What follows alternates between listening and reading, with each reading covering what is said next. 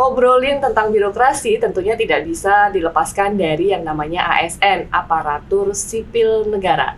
Nah, di obrolan kali ini kita sudah kedatangan Bapak Dr. Agus Sudrajat SOS MA. Beliau adalah Deputi Bidang Kajian dan Inovasi Manajemen ASN yang nantinya kita akan ngobrol-ngobrol dengan beliau tentang bagaimana manajemen ASN dari kajian dan inovasinya. Selamat siang Pak Agus, apa kabar? Baik. Selamat siang.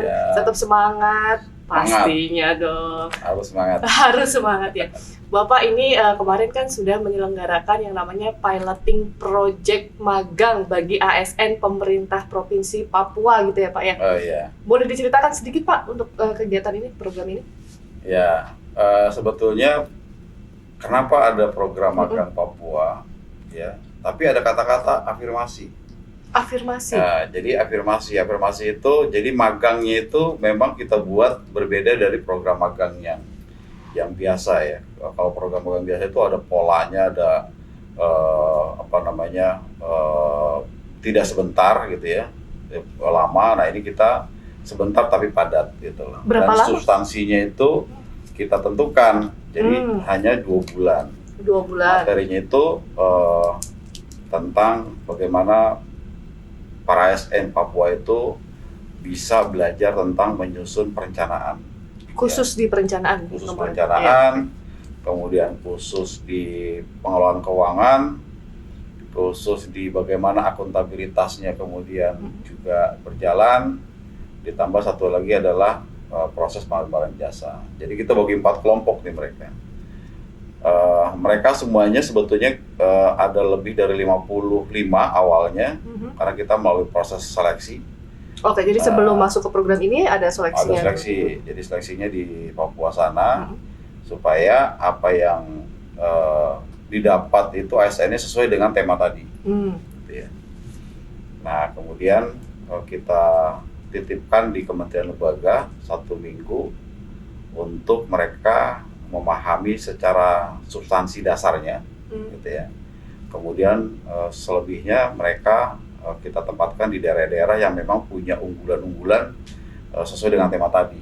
Jadi apakah di provinsi, apakah di kabupaten kota yang mereka punya kinerjanya baik ya. Apakah itu di perencanaan bangunannya, apakah di pengelolaan keuangannya, dan juga pengadaan jasa. Di kementerian mana Pak sebelum ke daerah? Jadi ada Bappenas, ada LKPP, ada Kementerian Keuangan terkait pengelolaan keuangan, dan BPKP terkait dengan akuntabilitas pengelolaan keuangan dan kinerja. Gitu. Untuk daerah yang ini Pak, yang didatangi sebagai lokusnya? Ada terkait misalnya perencanaan bangunan baik itu ada di Provinsi Jabar. Oh. Kemudian terkait dengan pelayanan pengadaan jasa misalnya di Banyuwangi misalnya. Kemudian juga Banyuwangi juga punya kinerja yang baik misalnya tentang pengelolaan keuangan gitu ya. Kemudian Jawa Tengah, Jogja, kemudian Tangerang Selatan, ya pokoknya ada 12 daerah yang kita tempatkan mereka kita sebar. Artinya berarti substansi juga dimungkinkan itu bisa aplikatif ya, karena untuk di Pemdanya sendiri bisa dibawa ke Papua gitu atau gimana Pak? Iya, jadi setelah mereka selesai, jadi 1 minggu ini mereka menyusun rencana aksi. Jadi ini akan berakhir tanggal 16 ya. 16 Desember ini. Okay. Nah mereka seminggu ini bersama mentornya itu mereka menyusun rencana aksi. Harapannya nanti rencana aksi itu akan kita uji propernya lah, uji rencana aksinya itu tanggal 19 besok, minggu depan ya. Jadi kita ingin memastikan bahwa kenapa afirmasi tadi gitu. Jadi berbeda kalau afirmasi sekarang ini kita ingin mereka setelah belajar magang ya bekerja bersama ASN di tempat-tempat kerja mereka, kemudian mereka menyusun rencana aksinya tadi. Supaya rencana aksinya itu nanti tanggal 20 itu ditandatangani antara mentor yang ada di daerah sana, Papua, juga dengan mentor atau coach yang ada di daerah-daerah yang kemarin ketempatan. Gitu. Jadi kita pastikan, jadi kita akan pastikan bahwa pulang mereka dari Jakarta dan daerah-daerah itu, mereka akan kemudian membuat kegiatan-kegiatan yang memang bagaimana memperbaiki kinerja di 4 tema tadi, substansi tadi. Gitu. Artinya Alam juga memastikan bahwa nantinya setelah pulang tidak ada penolakan juga dari daerah gitu ya Pak? Ya, itu yang harus kita pastikan. Makanya nanti tanggal 20 itu kita ingin ada mentor dari Provinsi Papua yang ikut tanda tangan disaksikan oleh Kepala LAN. Gitu ya, untuk memastikan bahwa rencana aksi ini kemudian dapat diimplementasikan. Nah, itu kenapa afirmasi, karena memang kita ingin bahwa memastikan mereka belajar, kemudian mereka menyusun rencana aksi, dan mereka kemudian dapat mengimplementasikan rencana aksinya itu. Kalau dari sejauh ini yang Bapak lihat ya, bagaimana para ASN dari Papua ini tentang piloting project magang ini, responnya mereka seperti apa Pak? Ya, berbeda-beda. Ada yang sangat antusias ya, ada yang merasa sepertinya biasa saja, gitu ya. Nah, itu memang keunikan atau karakter, ya bukan hanya Papua sebetulnya, di semua ASN punya karakter beda-beda ya. Tapi kalau ini kan banyak yang muda. Nah, yang muda ini mereka justru yang antusias, yang ingin memperbaiki kinerjanya Papua. Bahkan mereka suka bilang, Pak, daerah kami kaya tapi rakyat kami masih miskin. Jadi kami ingin membuat hal-hal yang berbeda setelah kami pulang dari magang. Nah, itu ya sebagian besar ya. 90% rata-rata mereka sangat antusias, semangat gitu ya. Bahkan mereka memposting kegiatan-kegiatan mereka di media sosial untuk memancing ASN-ASN di Papua sana yang belum kebagian. Nah, gitu. Siapa tahu ini mungkin oke lah, tadi hanya berapa, 50 sekian ya, 55 ya. Sekarang akhirnya cuma 42 ya. 42 yang ikut, tapi ternyata efeknya bisa luas dengan sosial media, betul ya? Ya, kita berharap mereka pulang, kemudian mereka membuat rencana aksi, kemudian kegiatan-kegiatan yang menarik yang dilakukan oleh teman-teman yang terdahulu ini, kemudian justru menarik minat teman-teman di Papua lain yang di Papua yang belum itu, baik di provinsi maupun kabupaten kota.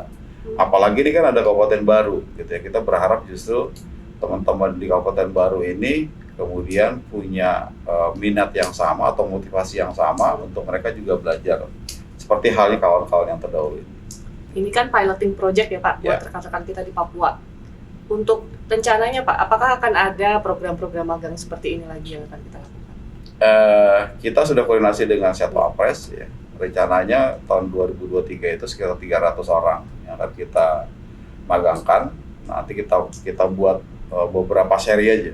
Apakah 50, apakah 60, ya pokoknya 1 tahun depan itu target kita 300. Bahkan kalau di rencana atau grand design itu ada 1 tahun sampai 1.000 orang gitu ya. Nah, ini yang kita akan dengan piloting yang sekarang ini, kita berharap kita punya hasil evaluasi apa kekurangan kita, apa kekurangan mereka, dan bagaimana sinergi kita dengan kementerian lembaga dan Pemda yang ketempatan ini. Nah, itu kita harus evaluasi nanti supaya kita perbaiki ketika nanti 300 orang kita akan lakukan di tahun 2023 ini, mudah-mudahan akan lebih baik lagi. Artinya nanti bukan hanya rekan-rekan dari Papua, tapi seluruh Indonesia bisa ya Pak ya? Ya, jadi kita akan membuka peluang juga. Kepala LAN tuh sangat berharap selain Papua, kan banyak juga daerah-daerah lain juga yang perlu ditingkatkan juga kinerjanya.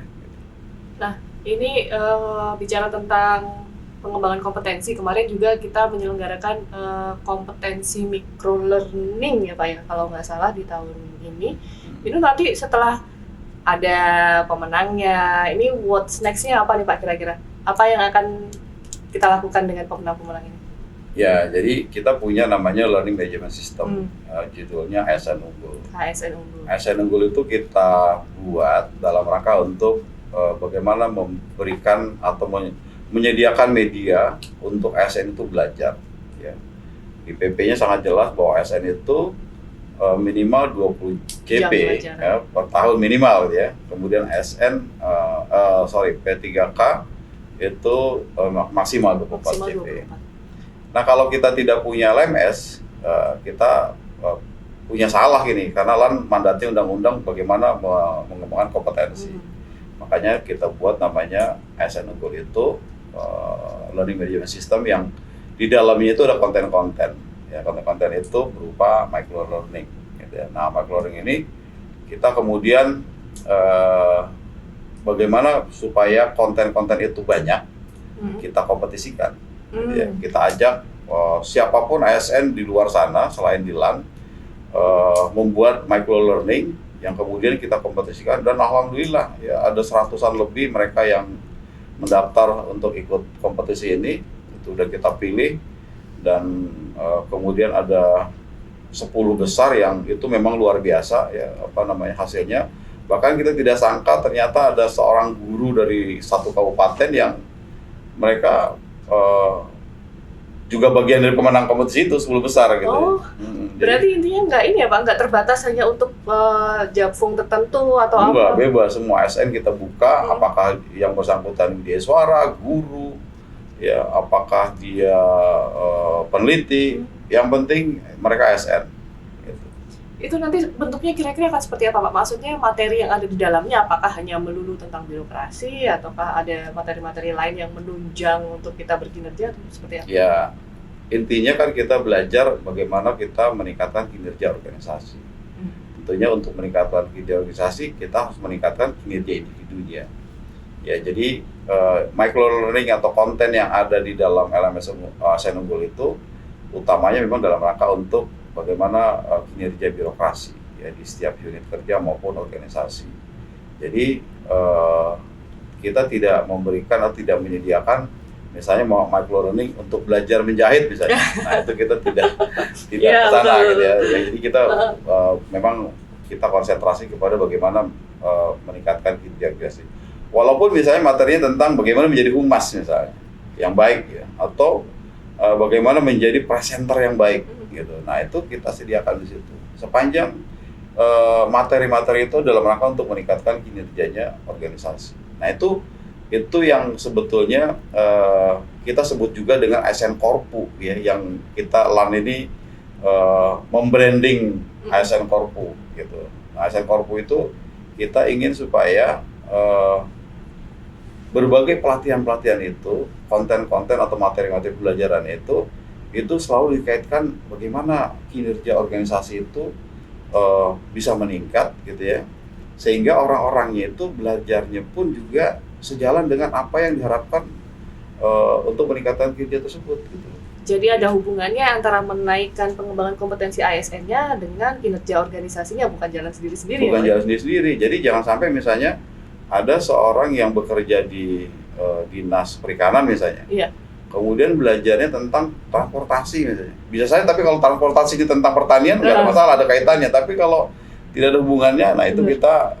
Jadi kita ingin di ASN Korpu itu justru ada mentor yang memastikan bahwa setiap individu itu belajar dalam rangka untuk mendukung kinerja organisasi. Keluar itu mereka tidak boleh. Gitu. Kalau kita lihat juga lembaga-lembaga penyelenggara pelatihan itu sekarang sudah branding dirinya dengan Korpu apa, kementerian apa, ASN Korpu apa, seperti itu ya Pak ya yang diinginkan. Karena memang kan itu mandat dari PP-nya, PP 11 dan 17 itu semua kementerian lembaga dan Pemda supaya membranding ASN Korpu itu. Sebetulnya kita sebutnya bahasa Indonesia pembelajaran terintegrasi. Integrasi antara kebutuhan organisasi dengan kompetensi yang diharapkan untuk ditingkatkan di setiap individunya. Gitu. Oh, jadi apa yang dikembangkan di individu ASN ini tidak hanya melulu apa yang diinginkan sama ASN ya, tapi juga harus lihat gimana tusinya dia di organisasi, seperti itu ya Pak? Betul. Jadi ada 3 tingkatan. ASN Korpu itu yang sifatnya nasional. Nasional itu misalnya judulnya ketahanan pangan misalnya. Nah, ketahanan pangan itu kita berharap kementerian lembaga yang punya kontribusi terhadap ketahanan pangan, dia harus mengikuti pengembangan kompetensi yang sesuai dengan pengembangan ketahanan pangan. Misalnya gini, ketahanan pangan itu tidak selalu tanggung jawabnya Kementerian Pertanian misalnya. Tapi Kementerian PU juga punya tanggung jawab ke sana, Bulog punya tanggung jawab ke sana, Kementerian Perindustrian juga punya tanggung jawab ke sana, bahkan perguruan tinggi juga punya tanggung jawab untuk meningkatkan ketahanan pangan. Jadi semua pelatihannya itu kepada kementerian lembaga yang terkait itu harus terkait dengan ketahanan pangan, gitu ya. Nah, tidak boleh keluar dari itu. Tapi mereka kan punya kompetensi teknis masing-masing, gitu ya. Nah, yang keduanya adalah kompetensi teknisnya. Yang kedua levelnya itu adalah levelnya kementerian lembaga. Jadi yang tadi bersifat nasional, yang kedua itu bersifat instansional, gitu. Instansional itu kalau misalnya PU harus membuat jalan di suatu daerah pertanian misalnya, gitu. Yang selama ini tidak ada akses misalnya untuk mengangkut barang hasil produk pertanian ke gudang misalnya. Nah, itu Kementerian PU punya kewajiban untuk bagaimana membuka jalan supaya akses dari hasil pertanian itu ke gudang atau ke pasar, gitu. Atau ada suatu pertanian, ada lahan padi di sana tapi tidak ada air, gitu kan. Nah, itu kompetensi teknis bidang pertanian air itu punya kompetensinya PU. Nah, dia harus belajar tentang itu, mengukur berapa debit air yang harus disalurkan ke setiap sawah. Nah, itu kompetensi teknis yang tingkat internasional. Nah, yang berikutnya adalah levelnya adalah individunya itu, gitu. Semua individu itu harus mengarah kepada pencapaian prioritas tadi, prioritas nasional. Berarti bisa dikatakan, boleh nggak Pak kalau dikatakan bahwa yang namanya terintegrasi ataupun terkoneksi itu tidak hanya selesai dengan media informasi, ini aku sudah pakai media informasi berarti aku sudah ASN Korpo, berarti tidak hanya semata-mata seperti itu ya Pak? Ya, tidak bisa, karena kita harus juga punya ukuran. Ya. Jadi keberhasilannya suatu organisasi itu harus bagaimana kontribusi dari setiap individunya itu. Nah, itu harus kita ukur itu. Kalau yang bersangkutan ternyata belum maksimal, ya harus kita tingkatkan lagi tuh, ya kompetensi-kompetensi yang dimiliki oleh setiap individual itu. Pak, kita kan kenal yang tadi yang disebut LMS ya, Learning Management System seperti ASN unggul ya. Ada juga yang menyebut dengan KMS Knowledge Management System. Itu bedanya seperti apa ya Pak? Nah, LMS itu kan sarananya, jadi sistemnya yang kemudian di dalamnya ada KMS. Jadi materi-materi atau konten-konten yang dimiliki oleh setiap tenan atau setiap lembaga-lembaga itu kita sebut adalah knowledge management. Jadi mengatur bagaimana setiap materi-materi atau pengetahuan-pengetahuan yang ada di dalam setiap LMS yang dimiliki oleh KLD itu kemudian bagian dari tidak terpisahkan. Ya. Jadi di LMS itu ada knowledge management system juga yang semua informasi yang tadi misalnya tentang perencanaan bangunan, ya kita berharap semua materi tentang pembangunan itu ada di tenannya Bappenas misalnya, yang ada di dalam ASN unggul itu, gitu ya. Prosesnya bagaimana menyusun perencanaan yang baik sampai dari tingkat RPJM diturunkan menjadi Renstra, diturunkan menjadi Renja itu, nah itu bagian dari knowledge management system. Gitu. Nah, ini kita kan era new normal misalnya setelah pandemi nih Pak. Kemudian banyak lembaga-lembaga pelatihan yang menyelenggarakan pelatihan secara blended learning.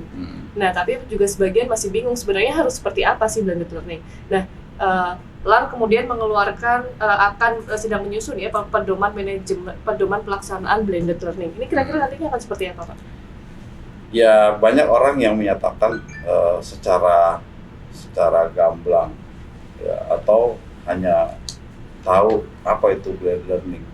Blended itu seolah-olah campuran antara klasikal dan non-klasikal. Gitu ya. Nah, kita membuat pedoman itu supaya setiap orang paham bahwa blended learning itu tidak hanya sekedar campuran antara klasikal dan non-klasikal, tapi ada porsi-porsi kapan kita harus klasikal, kapan kita bisa kita bisa non-klasikal, gitu ya. Jadi kita ingin memberikan pedoman yang jelas gitu supaya para lembaga-lembaga diklat itu tidak sekedar tahu istilahnya saja blended learning gitu ya, tapi bagaimana membuat atau menciptakan blended learning itu dipadukan dengan kira-kira konten dan materinya seperti apa, modulnya seperti apa, dan kapan boleh klasikal atau wajib klasikal atau kapan itu bisa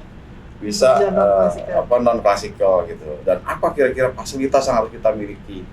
bukan sekedar kemudian hanya video call misalnya gitu ya, tapi ada teknologi-teknologi informasi yang memang kita standarkan supaya orang belajar tidak bosan ya di luar sana duduk nonton TV gitu kan. Nah kita dengan blended itu dengan pedoman ini mudah-mudahan tujuan dari pembelajaran itu tercapai. Kita coba breakdown dari nol lagi nih Pak. Ya. Yang klasikal itu apa? Yang non klasikal itu apa Pak? Ya, jadi klasikal itu kan memang harus tatap muka langsung, ya. Misalnya sesuai dengan kurikulumnya, mereka harus. Kenapa harus klasikal? Ya, kadang-kadang kita memang perlu berdiskusi antar kelompok misalnya, ketika memecahkan satu masalah.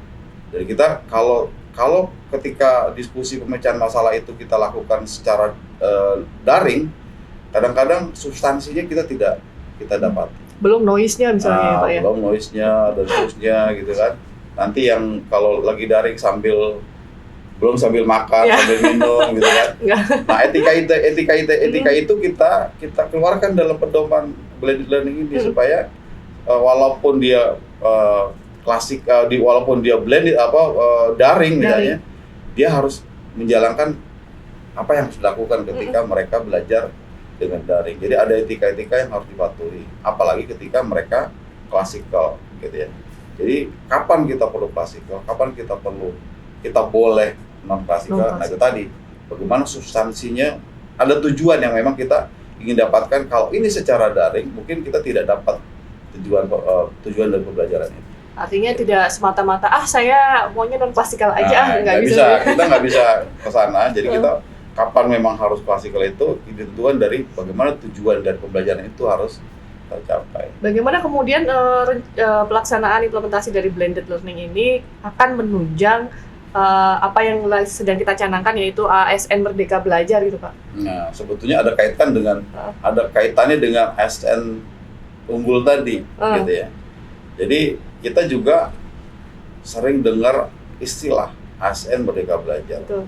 Nah akhirnya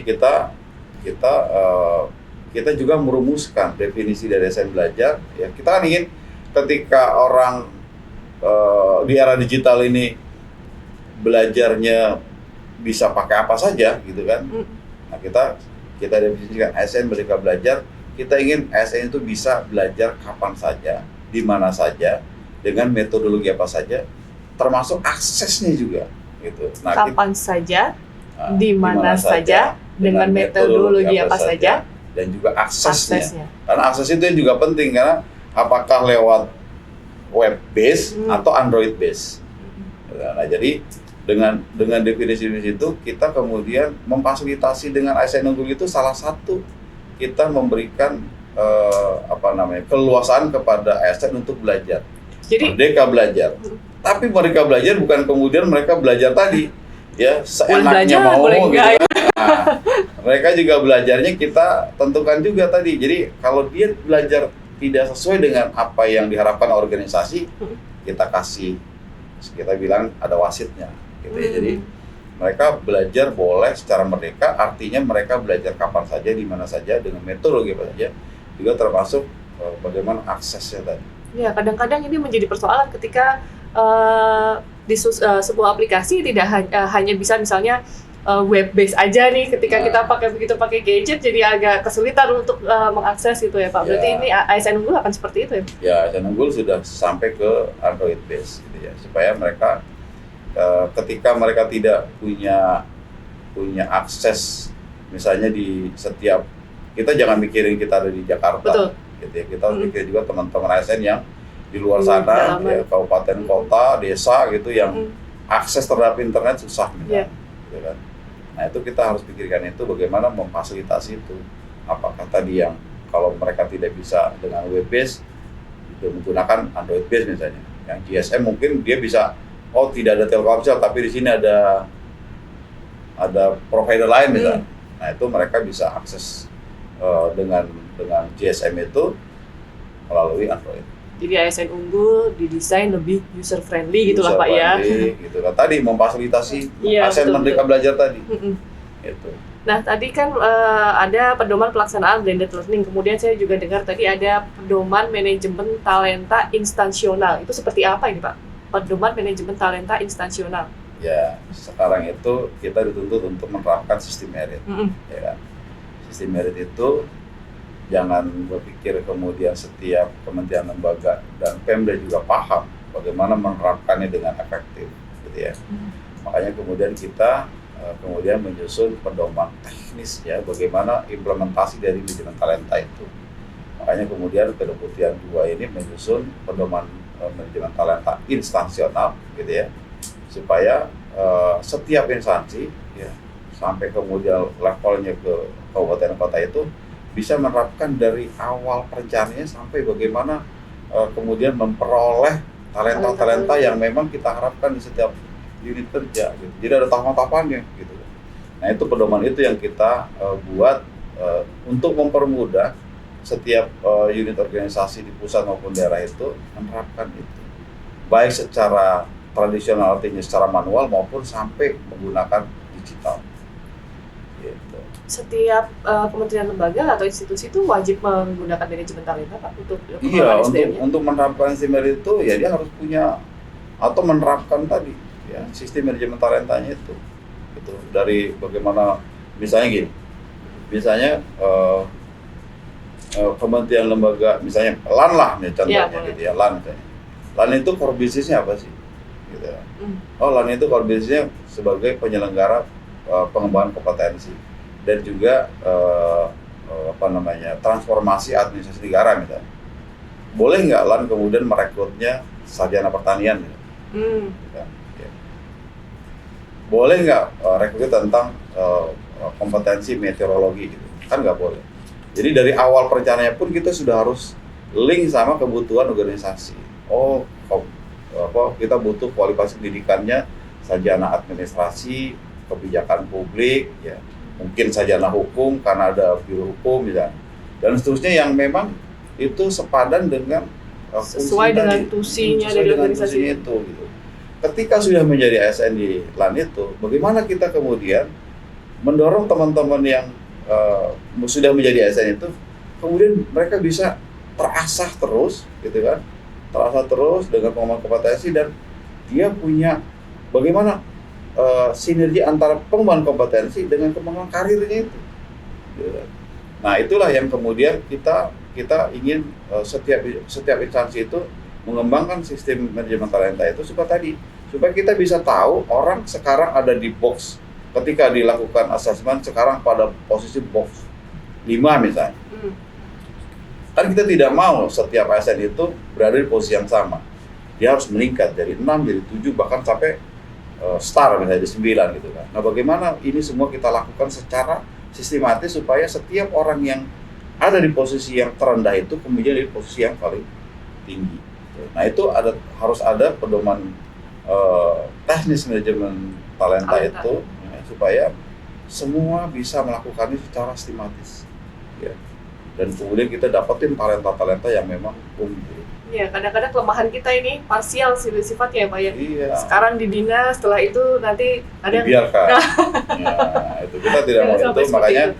Dengan pedoman talenta instansional ini mudah-mudahan tahun depan kita akan akselerasi pedoman ini supaya setiap kementerian lembaga bisa menerapkannya di tahun 2023 itu. Supaya kita akan membina ASN dari tingkat yang paling rendah sampai kemudian mereka pada posisi yang tinggi.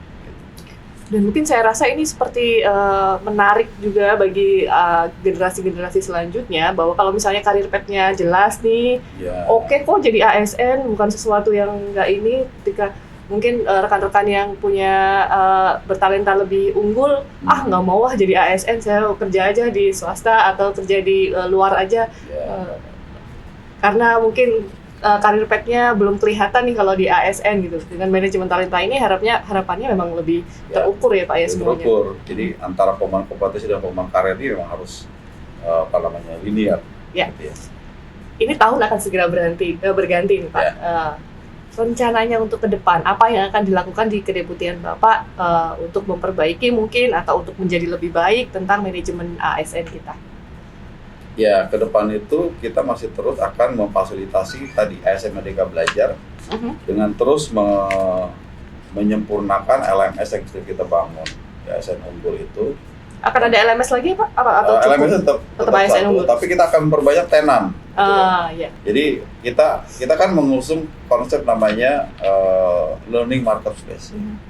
Learning marketplace itu seperti Tokopedia, ya, sebuah learning management system yang isinya adalah konten-konten yang diisi oleh kementerian lembaga. Gitu ya. Sekarang itu ada 28 kementerian lembaga yang sudah gabung ke dalam ASN Unggul. Jadi mau belajar tentang pertanian, tinggal masuk nanti ke tokonya pertanian. Pilih yang mana gitu. Pilih yang mana. Jadi ketika kita masuk mall, jadi kita seolah masuk mall. Iya. Kalau LMS ASN Unggul masuk mall dengan satu password, kita nanti begitu masuk di sana, kita mau pilih toko mana saja, kita mau belajar apa saja. Ya, mau belajar tentang perencanaan bangunan, masuk ke tokonya Bappenas. Mau belajar tentang pengadaan jasa, masuk ke tokonya LKPP. Mau belajar tentang budidaya ikan, masuk ke KKP. Jadi kita sudah di dalam ASN Unggul itu sudah ada tenan-tenan atau toko-toko yang memang tergantung kita mau belajar apa. Gitu. Tapi tidak ada tenan menjahit, nah itu nggak ada di sini. Ini jadi penting. Jadi, ke depan kita akan terus menambah tenan tadi, ya kita akan menambah tenan. Jadi ketika menambah tenan juga menambah konten, gitu. Nah kita memberikan edukasi kepada tenan yang sudah ada di sana untuk terus mengisi dan memberikan pembimbingan teknis bagaimana membuat konten-konten itu. Gitu. Sudah ada berapa Pak sekarang yang Sekarang ada 28 tenan. Nah kalau satu tenan bisa 4-5 konten, berapa banyak kita kali. Itu bagaimana sih Pak caranya kita bisa masuk ke ASN Unggul? Cuma 3 menit kita buka tenannya itu, kemudian mereka sudah punya tenan di situ. Yang lama adalah bagaimana mengisi tenan itu dengan konten. Kita kemudian memberikan bimbingan teknis kepada tenan yang sudah ada di dalam ASN Unggul itu untuk bagaimana mengisinya dan membuat konten itu dengan micro-learning tadi. Oke. Itu dia dari micro-learning. Jadi kita tidak ketika mereka sudah menjadi tenan terus kita biarkan selesai, tidak. Jadi kita terus bina, kita kemudian berikan edukasi kepada mereka untuk bagaimana membuat konten yang ada di dalam tenannya itu tadi. Upgrade materi juga harus dong berarti ya Pak? Harus, ya. Ada kebijakan baru, ada materi baru. Nah mereka akan terus menambah itu. Baik. Terima kasih banyak Pak Agus obrolan kita di siang hari ini. Semoga para kawan LAR bisa mengambil hal-hal yang menarik di sini, pelajaran yang berharga dari perbincangan kita hari ini. Pak Agus, terima kasih atas waktunya hadirnya. Terima kasih, mudah-mudahan bisa menambah wawasan atau pengetahuan oleh teman-teman semuanya. Semoga ini bisa menjadi insight bagi kita semua. Saya mau tutup podcast kita hari ini, tapi ada pantun satu. Siang hari makan ikan, didampingi sambal roa. ASN harus kompeten agar Indonesia maju sejahtera. Ya, sampai ketemu di ngobrol selanjutnya.